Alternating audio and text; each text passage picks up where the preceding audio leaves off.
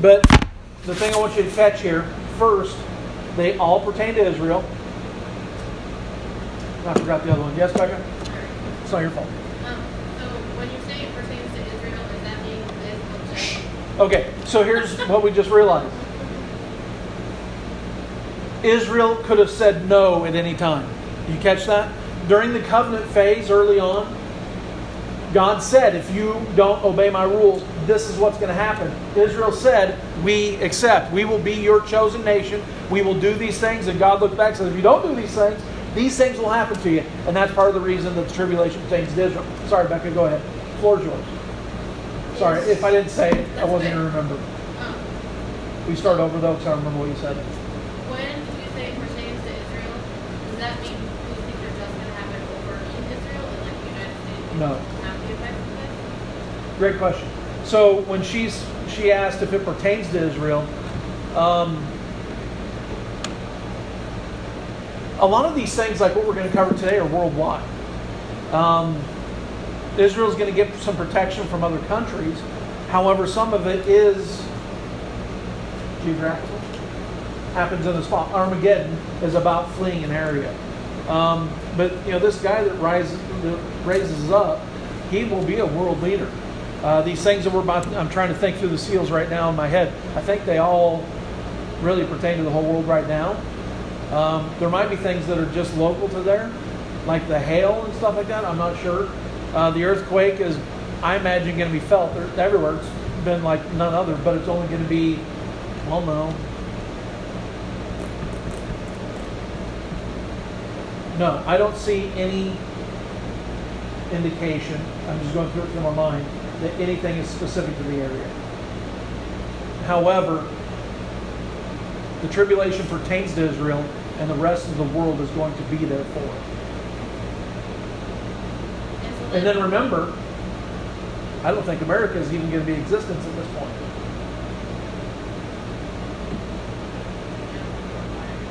Nuclear war. Jeremiah 50:51. I'm sorry I keep moving. My knees kills. And I lean this way. So, okay. Now we're good. You want me to move over there? Just don't part your hair on the opposite side, I guess. So when Armageddon happens, is everybody going to be headed to Israel, and that's how it's going to wipe everything out? Or Remember, the armies of the east will be able to come over. The Euphrates River is going to dry up, making the way for the armies of the east. So China, India, the Russian army is going to be coming from the north. There's going to be armies from the south. I think Europe bringing from the west. One of the directions isn't mentioned, but I think it's because of the European coming from the north. But, and I think part of it is our army won't be in existence anymore. So they're all converging on Israel to fight. I'm not sure if they're actually going there to fight the Antichrist and then they all turn on God, or if they're all coming there. Because remember, it says when he stands in the place where he ought not, the Antichrist actually stands in the temple in the abomination of desolation. And so they all coming to get him? Are they all going to stop him, or are they all trying to get the supposed oil and things, riches that are hidden under Israel in the salt Dead Sea and stuff like that? it wouldn't really pertain to women and children, though, if they were part of the army. Women and children. That would be part of the Armageddon. That's just... Well, Armageddon is just, you pick this circle right here around Armageddon, everybody that's going to be dead. Right. And women, children, armies. But I'm saying, well, armies are headed to Israel, then the women and children that are in the outer parts, everywhere else, they'll just walk through, right? Yeah. I mean, at least, just from what we're going to read today, a quarter of the Earth's population is going to die. Just in the seals, before we even get to Armageddon. Is that from a study from today, or is that from another spot? We'll find it. We'll figure it out. So, yes, it pertains to Israel, but it doesn't mean that it doesn't happen everywhere else, which will make sense in a minute. Can I answer your question? All right. So, pertains to Israel, you see the 4 different times in Leviticus 26 where it says 7 times. Correlates then to Revelation 4 different times of 7 cycle judgments. Because remember, that's one of the things we're teaching throughout this book of Revelation, is that everything is found somewhere else. There's hardly anything that's just in Revelation. Everything's explained. Everything's pretty simple. But remember, Israel could have said no at any point, but they didn't. All right. So the first seal, the first cycle, we have the seal cycle. And so it starts, the first seal of 7 is peace. Remember, Jesus said, don't think I've come to bring peace, but a sword. Truth divides. And the thing is, when it comes time for the tribulation, like right now, there's so much division. People just want unity. And so all of a sudden this guy's going to come and he's bring unity. And people falsely believe that Jesus wants unity. Of course, he wants unity in our church. He wants unity under truth. He doesn't want unity in spite of truth. He doesn't want us teaming up with everybody around town, ignoring the fact that they teach false doctrine. I'm not saying everybody in town teaches false doctrine, right? Okay.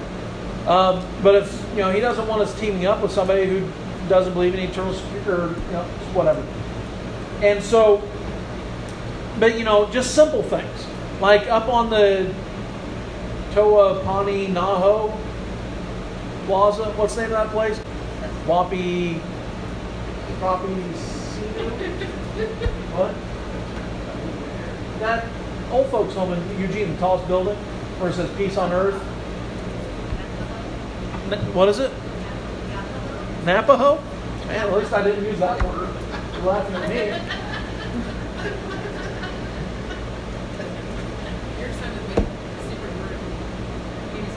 Anyways, but every Christmas up there it says peace on earth.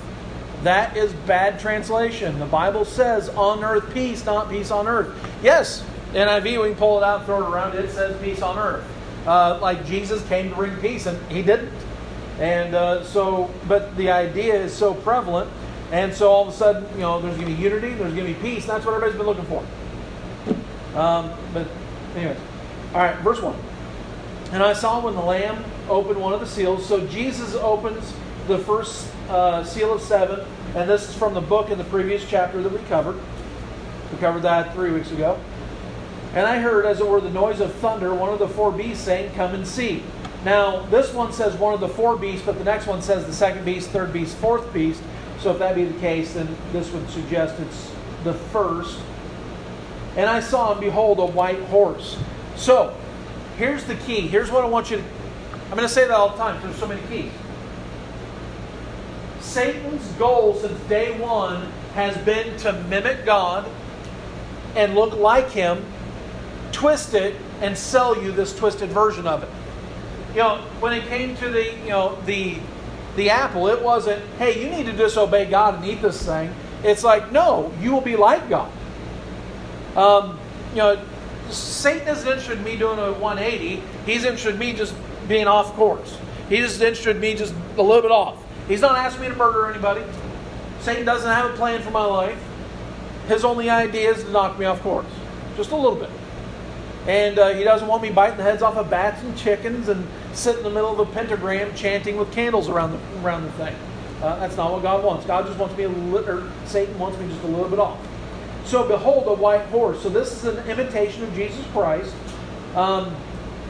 which Revelation chapter 19, verse 11. And I saw heaven open, and behold, a white horse, and he that sat upon him is called Faithful and True. That's Jesus Christ. So Jesus is going to show up in Revelation chapter 19 on a white horse. This is the Antichrist showing up on a white horse, trying to look like Jesus himself. This is the prince of Daniel chapter 9 and verse 26. Let's go back there, would you please? Keep something here. Obviously, we're going to come back. Go back to Daniel. Let's look at Daniel chapter 9, verse 26. Now, I want you to go back here and read this because there's some wording back here that you need to see. There's going to be kids that grew up in churches like ours that never got saved. They're just to be on the other side of this thing, and there's going to be... If you don't recognize it, the world is so primed for this person to come. And, everybody's starving for unity. Everybody's talking about how much division there is. Let me also give you a little political side note. Division in our political circles is, I think, preferable. Because the more division there is, the less my rights are being trampled on. If everybody can get together and agree on gun rights, you know what? You're a criminal tomorrow. And so we would rather there was a little bit of turmoil. We would rather turmoil and division is built into our system from the Constitution. It's meant to be a slow, arduous process. It's meant to be ugly. It's meant to be, compromise, and not everybody gets exactly what they want. We're okay with that. Well, you might not be, but anyways, all right. Daniel chapter 9. And after 62 weeks shall Messiah be cut off. Do I need to prove? Yeah, maybe I better.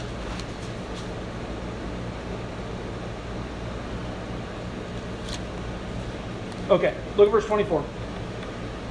70 weeks are determined upon thy people and upon thy holy city. So these 70 weeks, that's weeks of years, by the way, 490 years. All 490 of them pertain to, see what it says? Upon thy people and upon thy holy city. Thy people is the Jews, 490 years. And so when we read this, it's kind of, it's pretty cool. But you do the math, verse 25. Know therefore, understand that from the going forth of the commandment to restore and build Jerusalem, that happened in March of 445 BC. To build Jerusalem unto the Messiah the Prince shall be 7 weeks and 62 weeks. And the street shall be built again, and the wall even in troublous times. And after 62 weeks shall Messiah be cut off, so that's 483 years, but not for himself, for us. And the people of the prince shall come to destroy the city and the sanctuary, and the end thereof shall be with a flood, and unto the end of the war desolations are determined. That's not flood like Noah's flood. It's not about the flood, I think, of blood, but also the flood of Christ's return. And if it is a local flood, then we can have one of those too, but it's possible. Now watch this, verse 27. And he shall confirm the covenant. You've heard me talking about that. It's not the Antichrist coming in and making covenant between the Israelites and the Arabs. He is confirming an already existing treaty. So he shall confirm the covenant with many for 1 week. That's 1 week. 1 week that's talking about 7, not 7 days, but 7 years. That's the tribulation in the Old Testament. And in the midst of the week shall he cause the sacrifice and oblation to cease. And for the overspreading of abominations he shall make it desolate, even until the consummation. That's the end. And that determined shall be poured upon the desolate. So you see that there. This is talking about the same dude. The Antichrist is in the Old Testament. And there you see him. We're going to come back to Daniel. So if you put something there. Okay, go back to Revelation 6. I also want you to put in your notes, these 4 horses correspond in color to horses in Zechariah chapter 1. These 4 horses didn't just show up all of a sudden here. They're in the Old Testament as well. They may or may not be the same horses, but Zechariah chapter 1 and Zechariah chapter 6. Notice that the color of each horse here represents the character of the rider. White equals peace, red equals bloodshed war, blood equals famine, and pale equals death. All right, so look back at Revelation chapter 6. Look at the rest of that verse 2. And I saw, and behold, a white horse. So he's riding a white horse, and he that sat on him had a bow. But notice he has a bow with no arrows. Why would you have a bow with no arrows? Because he brings peace. Very Christ-like, but yet it's the Antichrist. By the way, it's accurate, but early. Because in Revelation chapter 20, it talks about the millennium and then the peace being brought during the millennium. Christ comes back with a sword, not a bow, in Revelation chapter 19. Okay, now watch this. See this next phrase? And a crown was given to him. It's not that the Antichrist is going to be riding his white horse and taking down nations and conquering them and bringing them in by military might. A crown was given unto him. These nations will all hand their sovereignty over. That's where people get, this one world government and why they're scared of it. And why they're scared of the UN, why they're scared of NATO. Don't be scared of it. There's no reason to be. But however, those institutions are things that will eventually make it much easier for the Antichrist to step up. So, and a crown was given to him. And which, by the way, is also an imitation of Christ, because Revelation 19 talks about Christ having his head with many crowns. Now watch this. He went forth conquering and to conquer. But however, like I said before, he didn't conquer with armies. He didn't conquer with arrows. He carries a bow. He comes in peace. Now go back to Daniel, and then let's go back to chapter 8. All right, are you in Daniel chapter 8? This is good. You looking at this? All right, let's look at verse 23. In the latter time of their kingdom, when the transgressors are come to the full, a king of fierce countenance and understanding dark sentences shall stand up, and his power shall be mighty, but not with his own power, and he shall destroy, see that next word? Wonderfully. How do you destroy wonderfully? Keep on going. And shall prosper and practice, and shall destroy the mighty and the holy people. And through his policy, notice not armies, and through his policy also he shall cause craft to prosper in his hand, and he shall magnify himself in his heart, and by peace shall destroy many. It's going to be so peaceful that people are going to be destroyed by peace and policy, not by war and conquering. Oh, conquering, but not by guns. And see this, and this pertains back to Becca's question. The prince of princes, he shall also stand up against the prince of princes, but he shall be broken without hand. Notice, capital P, Prince of Princes, is already an Old Testament reference of Jesus Christ 400 years before he's born. And there's no person that has any credibility at all that believes that Daniel was written after Jesus was born. None. It's Jesus quoted Daniel. But anyways. All right, but you see there, destroy wonderfully and with peace and by policy. So we see that there. I think it's pretty cool. But jump down to Deuteronomy 23, 5 and 6. Nevertheless, the Lord thy God would not hearken unto Balaam, but the Lord thy God turned the curse and the blessing unto thee, because the Lord thy God loved thee. Thou shalt not seek their peace, nor their prosperity, all thy days forever. So, just because somebody's prosperous and somebody has peace, doesn't mean we're supposed to seek for it. Maybe life would be easier if you lived it a little bit differently. Maybe there'd be more peace, maybe there'd be more unity, but then you're not standing for anything. And that's not what God is wanting from us. Job 15:21. A dreadful sound is in his ears, and prosperity the destroyer shall come upon him. You know, you think that if you get money, all your problems are going to be fixed. 1 Thessalonians 5, 1 through 11. We want to read it. We don't have to. Revelation 3, 17. Remember, because thou sayest, I am rich and increase of goods and have no need of nothing. And knowest not thou that thou art wretched and miserable and poor and blind and naked? So we find scripturally that prosperity destroys, not persecution, and that will be what the Antichrist uses during the first 3.5 years and getting closer towards the middle. All right. So I believe we're done in Daniel. All right. So now looking up here. So on the seal cycle, we just covered basically when we're gone, in the rapture, there's going to be a time of unity. There's going to be a time of everybody getting everything together. Where did all those people go? If they had GPS or something implanted in it, we know where they are right now. We would know where the Mayans are. Matter of fact, we would know where our kids are. If they ever got adopted, matter of fact, people are going to lose kids in the rapture. We would know where they are right now. And so then all of a sudden now, biometric things being shoved into people's hands. Buy, trade, sell, can't do it without it. I mean, it's all going to just happen so seamlessly and easily, especially when they're in my house and taking over my stuff, and which is okay. They can have it. But so that all happens right here, rapture, and so this guy brings peace, and so the seal cycle, wherever that starts, I'm not sure, but then we come to the midpoint of the tribulation right here. Notice how the trumpets, peace, and vials all start past the midway point. Now, the second seal happens after the midway point. Okay? Because here, path of Satan enters into the Antichrist. That's the abomination, desolation, stand where he ought not. Here's where he stands in the temple, declares himself as God, and that's when all hell breaks loose on the world right here. Y'all got that? Okay, so let's keep on reading. So now we're at verse 4. Oh, we're at verse 3. The second seal, war. And when we had opened the second seal, I heard the second beast say, "Come and see." Again, Jesus opens the seal, and notice it says the second beast. So we could probably assume that it's the calf beast from Revelation 4:7. But the first one says one of the beasts. It could just be this is in order, first, second, third, fourth, and it's really not in order with the other ones. Who knows? But it could be an indication what it is.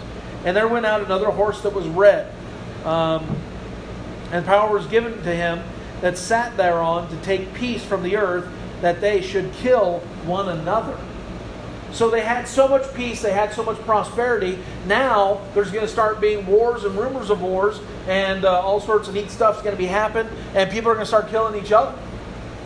Peace was taken from the earth. So whatever peace was there, now even if it dwelled internally in people, there's been so much. When I say peace, let's also be clear on that peace, and external peace. And so now even the internal is missing. It's not a new person. It's the same person on a different horse. And if you want to say, changing his colors, he's turning on Israel and bringing war after making a covenant, or I should say confirming the covenant.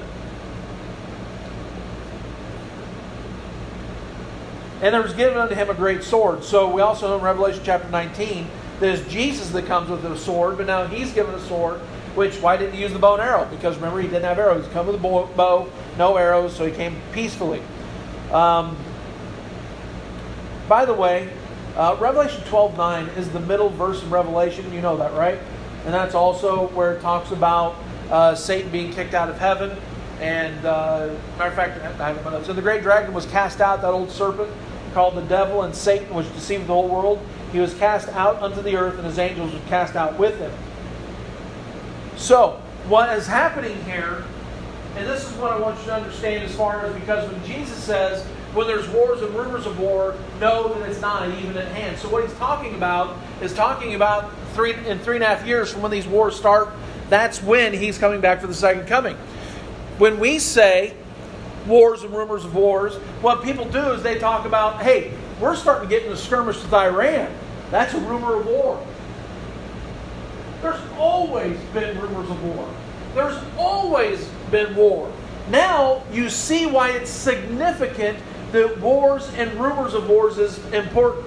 Because there is no war on earth for 3.5 years. Nothing. This guy unites everybody. They're all following him. He brings peace. There is such peace that now wars and rumors of war mean something. Do you see the difference? So when it says wars and rumors of war, know what it's talking about. It's talking about this time right here.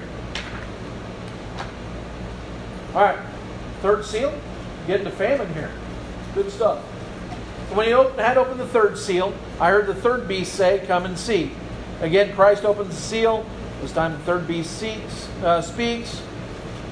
So if that be the case, this would be the man beast. And behold, and lo, a black horse, and he that sat on him had a pair of balances in his hand. So the third seal attacks the economy, which would not be possible even today. But we're getting pretty close. Where one person can call a shot. I mean, we have some pretty powerful people in pretty powerful places. Even just our president. If you want to just go with the Federal Reserve, and the Federal Reserve chairman can be fired, but is a private citizen. Federal Reserve is not a federal, it's not part of the government at all, and they are what handles the interest rates. And when we talk about us being indebted to other countries, it does not mean that we take out loans from other countries. It means that other countries or people buy bonds, and when they buy bonds, then we set an amount that we're going to give back to them, and the interest rates rise or drops on that, and that determines a whole chain of events of different things that happen. And that whole chain can happen worldwide and fairly quickly. So, we come up to this verse 6, and I heard a voice in the midst of the four beasts say, the Antichrist, by the way, might be acting, but God's in control. A measure of wheat for a penny. And so a measure of wheat would feed one person for a day. It's about 1 quart. And a penny is 1 day's wage. So pretty much a direct exchange. and 3 measures of barley for a penny. So it's less nutritious, more filling, and 3 measures would feed a small family for a day. And I watch this, and see thou hurt not the oil and wine. So wheat, barley, the poor people are scraping by. They are so dependent on government. They are so dependent on anything they can get. They have to have something in their hand just so they can have some meals, just so they can eat, just so they can buy. But he throws out there, see thou hurt not the oil and the wine. What Brother Hooker said here a couple weeks ago was so true. Maybe we don't talk about it enough, of how much socialism hurts poor people. It's sold as something that helps the poor, but it isn't. You go to any, or look at any socialist country, and the poor are even worse. The middle class is depleted, and the elites and the politicians are the ones that are enjoying the oil and wine. So the Antichrist is going to come along. Don't hurt the oil and wine. Don't hurt the luxuries. But the little people, will inflict them and make them more dependent. By the way, this famine could be directly tied. Remember, if we're talking about cycles, this could be directly tied to Revelation chapter 13, verse 17, thus making it a man-made and orchestrated famine. Revelation 13, 17 says this, that no man might buy or sell save he that had the mark, or the name of the beast, or the number of his name. So, man-made famines right here. There's going to be millions of people gone, possibly hundreds of millions when the rapture hits. There's going to be less people. There's going to be more stuff to go around. And but still, there's going to be such control there that the price of everything will be fluctuated by one person. So let's get to the 4th seal, death. And so we've gone from over here in the seal cycle. Now, this right here, we're not going to know the time frames and days or weeks, but however, we're progressing on. And so the 4th seal is death. And when he had opened the 4th seal, I heard the voice of the 4th beast say, come and see. Again, Christ opened the seal. This time the 4th beast speaks. And if it is the 4th beast in a row from Revelation 5, it's the eagle beast. And I looked, and behold, a pale horse. Looked like a dead corpse. And his name that sat on him was Death, and hell followed with him. Now, it's the only rider with a name. And so then the question becomes, is hell a 5th horse? Or just that hell follows death? Is death a person? Is hell a person in this verse? Revelation 20:15 says this, and death and hell were cast into the lake of fire. So death and hell, 2 things, are cast into the lake of fire, but they're riding on horses here. How does that even work? And so are these personages? Are we going to be able to look at what death looks like as death is being cast into the lake of fire? Are we going to be able to look at the personification of hell as it's being thrown into the lake of fire at the end? Remember, lake of fire and hell is different. It's hell up until Revelation chapter 20. Great white throne judgment. Everybody's taken out and judged. Then taken out of hell, cast into the lake of fire. Different place. And I don't know the answer to that question. We will know that day. But now watch this. The power was given unto them over the 4th part of the earth to kill with the sword. So there's war. And with hunger. There's famine. And with death. How do you kill with death? You can kill with war. You can kill with famine. But now you can kill with death. And notice this. And with the beasts of the earth. These would be wild animals. So all of a sudden, these animals are going to come along there and be killing people. And which, by the way, some of these are going to come out of the bottomless pit. And remember the scorpions and things of that nature that talks about death, 5 months, that they're trying to seek and all sorts of neat stuff. And I really hope we're not distracting each other. All right. 5th seal. Now we have 5th seal, which is martyrs. This doesn't really inflict much on earth, but look here in verse 9. So when you open the 5th seal, Jesus opens it, but no beast speaks. I saw unto the altar the souls of them that were slain for the word of God. All right. So these are not the martyrs of the church age. Martyrs of the church age right now, up until the rapture, when we die, we all go to heaven. We all do this the same way. However, there seems to be an indication that those that die during the tribulation don't get their bodies the same way that we do when we die and go to heaven. And I when I say that, I'm just not sure. But we know that there are at least 3.5, right now we're at least 3.5 years in the tribulation. Population on earth right now is over 7 billion. We know that a quarter part of the population will be killed by the fourth horseman, which would be roughly 1.6, 1.7, 2 billion people, whatever the case is. So of these, many are sure to be Christians that were saved during the tribulation. Surely these people have heard the two witnesses. Surely most of these people have heard from the 144,000 that we're going to be talking about in the next chapter. But if we notice, they aren't around and about praising God. They're under the altar. All right, follow me for a second. The brazen altar was a place of sacrifice. God considers the death as one of His saints for His sake to be sacrificed. So it can also be noted that the blood of sacrificed animals is poured into the base of the altar in the Old Testament sacrifices. Exodus 29. So, things that can be learned about souls in this passage. If you want to write this down, but it's a little long. The dead in Christ are still alive. So even right now, when we die, we go to heaven. The dead in Christ are alive now. They're in heaven. To be absent with the body is to be present with the Lord. But if you read Revelation chapter 20 and not seeing the big picture, it says, then the rest of the dead lived not until after the judgment. Well, it's not talking about us. It's talking about somebody else we'll get to there. So the dead in Christ are still alive. Number 2, we find out they can be seen. And number 3, we find that they are with Jesus. Let's also use this opportunity to dispel another rumor. I had been taught growing up that nobody can be saved during the tribulation. That the Holy Spirit is lifted off the planet and has no influence. There is nowhere in the Bible that indicates this.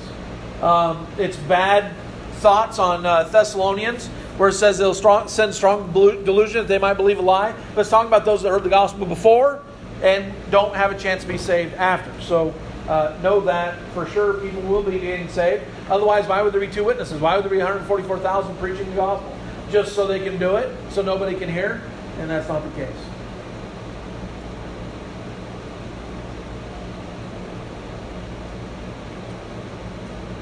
I want you to jot down here Joel chapter 2, verses 30 and 32. And from that also Acts chapter 2. Joel says this, I will show wonders in heaven and in the earth, blood and fire and pillars of smoke. The sun shall be turned into darkness and the moon into blood before the great and terrible day of the Lord come. And it shall come to pass that whosoever shall call upon the Lord shall be delivered. For in the Mount Zion and in Jerusalem shall be deliverance, as the Lord has said, and in the remnant whom the Lord shall call. So you have this Revelation chapter 6 already pointing back. They referred to it in Acts chapter 2 at Pentecost, but it also goes back to Joel chapter 2. So it's found 2 other places in the Bible. But it also says here, finishing the verse, and for the testimony which they held. Even though it's a time of judgment and mercy against Israel, people who are saved during the tribulation will face very tough times. Look at verse 10. And they cried with a loud voice, saying, How long, O Lord, holy and true, dost thou not judge and avenge our blood on them that dwell on the earth? So some of these were killed or died from the first 3 horsemen. I should say the second, third, and fourth horsemen. From when the peace is lifted, killed by other people. And by the way, sound familiar? Shadrach, Meshach, and Abednego. You go back there, they were thrown in the fiery furnace, but they were saved. But look here at verse 11. And white robes were given unto every one of them. So we have new bodies when we go to heaven. Well, after the rapture, these are given robes. These are different somehow. I don't know how, but they are slightly different. White robes are given unto them, and it was said unto them that they should rest yet for a little season until their fellow servants also and their brethren that should be killed as they were should be fulfilled. So more people are going to be killed. And so then we have the 6th seal. The 6th seal is the end. We get to this portion, it's it. Look at verse 12. And I beheld, and when he had opened the 6th seal, Jesus opens it, but again, no beast speaks. And lo, there was a great earthquake, marking then the end of a cycle, which I've already given you the verses on there that say that. 8:5, 11:19, 14:2, 16:8, and 21. And the sun became black as sackcloth of hair, and the moon became as blood. And the stars of heaven fell unto earth, even as a fig tree causeth, even as a fig tree casteth her untimely figs when she is shaken of a mighty wind. Again, we don't believe that the stars, Sirius and these stars that are up in the sky fell and hit earth. That's not possible. I believe what it's talking about. Remember, Jesus said, except the days be shortened, nobody would live through all of this. But see, this number here is still 1,260. You can't all of a sudden, God can't say, we're done at 1,000. He said 1,260. So I believe what he does is he actually speeds up the planet, and it's going to be noticeable. Just today, I watched videos of time-lapse of overnight, and I was going to put them up here, have them for you, and see how it looks like. So if the Earth spins faster, you're going to actually be able to see the stars. But if you turn around, it's going to look like they're going up. I get it. And so that's how I explain it. There's probably going to be something cooler and better there when it happens, but I just don't know what it is. And the heaven departed as a scroll when it is rolled together, and every mountain and island were moved out of the places. Angela, you're going to be disappointed by this. We had somebody come by our house 12 years ago, 13 years ago, back when we used to have the bus parked outside of our house. It drew all sorts of neat attention. And this guy came, knocked on the door, and wanted to sit and talk with the family. And said, hey, we are buying property in Montana. So when the sixth seal of the Revelation happens, we're going to have someplace safe to go. Were you there for that conversation? You were there for that one, right? And so I know Matt was there because we kind of laughed at him right in front of him. That was kind of mean. And but I said, first off, dude, we're not going to be here for it. If you're here, that's fine. And but then I also said, there's nothing in Montana that will save you from the sixth seal. Nothing. Heavens are going to be departed. What do you think, not being in Springfield? No, we're not going to be in Springfield. We're going to go to Montana. And so I had a good chuckle with that. So this marks the end of the cycle. And now we find the last part of Revelation chapter 6, the sinner's prayer meeting. Verse 15. And the kings of the earth, and the great men, and the rich men, and the chief captains, and the mighty men, and every bondman, and every freeman, hid themselves in dens in the rocks of the mountains. So kings too powerful for Jesus, great men too great for Jesus, rich men too rich for Jesus, soldiers too strong for Jesus. Isn't it ironic what happens next? They reject the rock of ages and pray to rocks in the ground, and said to the mountains and the rocks, fall on us and hide us from the face of him that sitteth on the throne and from the wrath of the Lamb. So Jesus is coming back, and he's not fun to look at. For the great day of his wrath is come, and who shall be able to stand? Again, some Old Testament prophecies refer to this. Jeremiah chapter 3, verse 23. Jot that down in your notes there. Truly in vain is salvation hoped for from the hills and from the multitude of mountains. Truly in the Lord our God is the salvation of Israel. Isaiah chapter 2 and verse 10 says this: enter into the rock and hide thee in the dust for the fear of the Lord and for the glory of his majesty. It's not going to work. Isaiah 2, 19 through 20. And they shall go into the holes of the rocks and into the caves of the earth for fear of the Lord, for the glory of his majesty, when he ariseth to shake terribly the earth. In that day a man shall cast his idols of silver and his idols of gold, which they made each one of them of himself to worship, to the moles and to the bats, to go into the clefts and to the rocks and the tops of the ragged rocks, for fear of the Lord, for the glory of his majesty, when he arises to shake terribly the earth. So these people at the end of the tribulation are going to be figuring out they're wrong at exactly the wrong time. They are going to be casting their idols aside and running for the hills, running for the rocks, as Christ is coming back, and they realize just how wrong they were. It's a pretty nasty feeling. Isaiah 24, 21 through 23. And it shall come to pass in that day that notice we're in Old Testament, 400 years before Christ is even born. And it shall come to pass in that day that the Lord shall punish the host of the high ones that are on high, and the kings of the earth upon the earth. And they shall be gathered together, as prisoners are gathered in the pit, and shall be shut up in the prison, and after many days they shall be visited. Then the moon shall be confounded, and the sun ashamed, when the Lord of hosts shall reign in Mount Zion and in Jerusalem, and before his ancients gloriously. If it was required, I would rather go through all this and still go to heaven if that would be I have to do. But I'd rather go to heaven and through all this and still go to heaven than skip all of this and then go to hell. So we have just covered a good portion of the seal cycle, but we still have a chapter and a half to go. Chapter 7 is somewhat parenthetical. We will do probably all of chapter 7 next week because it talks about the 12 tribes, and that takes up a good portion of the verses there. So remember, when people don't get the very simplest thing about Revelation, the very simplest things are that it's cyclical, where things happen, and so then they say stupid things and don't get it, and then have horrible doctrine. He that endureth unto the end shall be saved. Isn't talking about you being faithful until the day you die. It's talking about somebody who lives through all this that we're talking about and doesn't die in Armageddon, gets to walk alive into the millennium. But, one of my wrestling coaches years ago stated that. Oh, you Baptists believe in once saved, always saved, completely ignoring he that endureth unto the end shall be saved. Why don't you sit down over here? But the thing is, the Bible is so much more than just be able to quote a verse out of the top of your head and all of a sudden, this is the whole truth, and quote 2 verses. You can be a student of the Bible your entire life and still just be scratching the surface. And people want arguments to be done in 1 or 2 verses at my doorstep about Revelation. Here, let me flood you with stuff that you're not getting.